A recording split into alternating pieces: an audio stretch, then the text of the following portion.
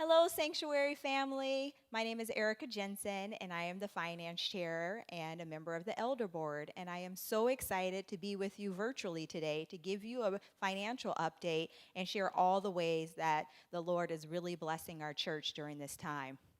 First, I start the place that we always start. One, thanking God and noting that although it is on every coin and every bill that we spend, that in God we truly trust. And while it's just a phrase now that is on our money that we take for granted, it is really the heart of how we lead finances here at Sanctuary. We know that by no power of our own could anything be possible, and that we are heavily reliant on God to be our source for blessings and for Him to help furnish us with everything we need during our times of want and in our times of plenty. So in God we trust now and always with our finances. I would also be remiss if I did not give a huge thank you to the Finance Committee that is comprised of Elder Nestor Quarshi, Andrea Lee, our Director of Operations, Tom Lee, Alex Hildebrandt, Dan Brock, and then Carlton Weatherby. These individuals tirelessly work on weekends and evenings to go over, safeguard, and provide their expertise in their different fields to help guide and steward our finances. So thank you to all of them for all that they do. Um, I would also like to say that we have to praise God. And so I chose this verse. Really, finances at Sanctuary has not only been work that I do at the church, but has also been ministry that I do at the church.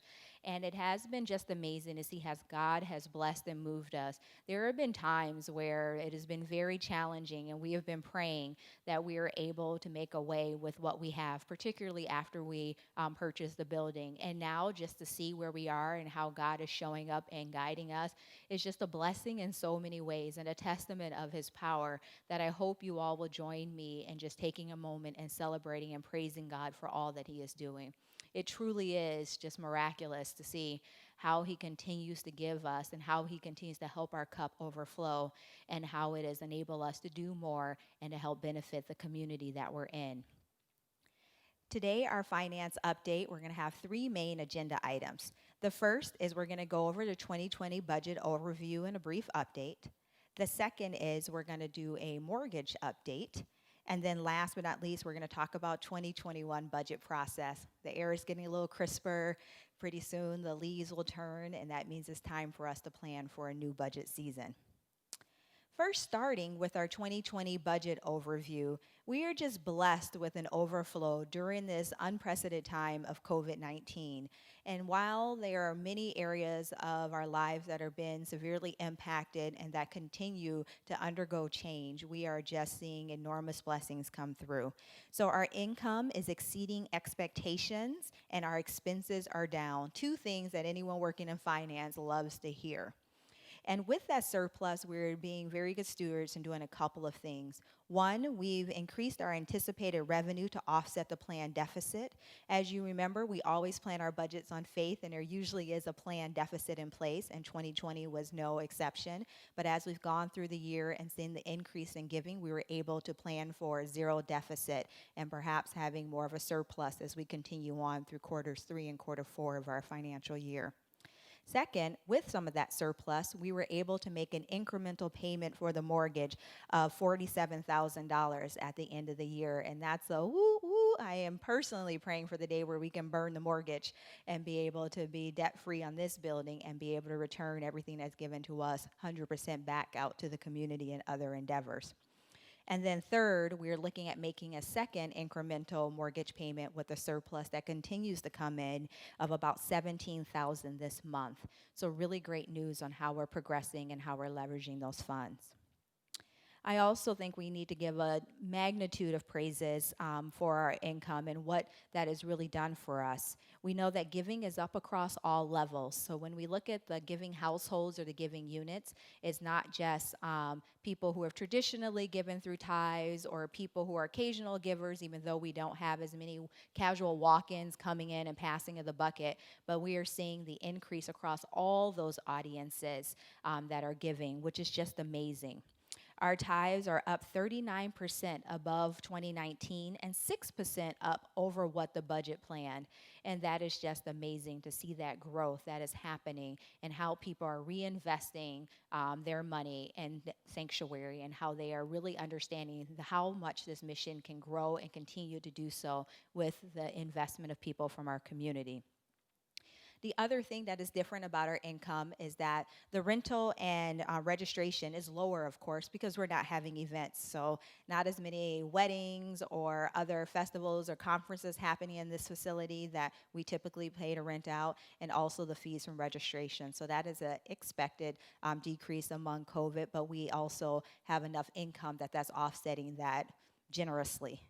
And then last and not least, the most exciting is that our care and support fund has just been growing and up tremendously. So for anyone who has been to Sanctuary on Fridays and been a part of the giveaways and the impacts to the community and have heard about all the ways we are working within the community, you know where these dollars are going. These are dollars that are being given by corporations, foundations, individuals far and close, and we are reinvesting those right back here in North to do the mighty work of God here, which is also amazing to see how He is transforming our ministry and our presence. And then we are continuing to look at new ways of how we are going to evolve leveraging those funds. So Pastor Edrin is working with the Outreach Committee on what that looks like, and we'll continue to provide updates to you all as we go through that planning. And then I would also like to highlight that some of the expenses that are driving us favorable really are from some things you can anticipate and expect. One, as we are meeting less, our connections and formation budgets are less than planned. We aren't spending as much money feeding people or gathering or hosting or doing events. And then also, as you all know, we have budgeted for a royalhood director. We have not yet fulfilled that position, and so we have those surplus of dollars that are carrying into our budget and making our expenses lower than anticipated. But overall, our 2020 finances are amazing. I ask you to please add a praise to God, either corporately with whoever you're watching this with or privately during your prayers, and just continue to ask for His blessings on Sanctuary. And that way we continue to turn over our pockets to the community and do more to do work in this great neighborhood. Second, I want to give a mortgage update. And so our current mortgage update is that we have a balance of $2.88 million. That's $2.88 million left before we can burn that mortgage. And while we don't have a building fund anymore, Andrea would kill me if I didn't tell you guys, you can always contribute to the mortgage. You can always write building on any payments that you're sending. But we did have some good news from National Covenant Properties, from who we do have our mortgage with. Our interest rate actually went down from 4.5 to 4.25%, lowering our monthly payments. We are taking that adjusted amount and ensuring that we add it to our principal payment so that we'll be able to pay down the mortgage faster.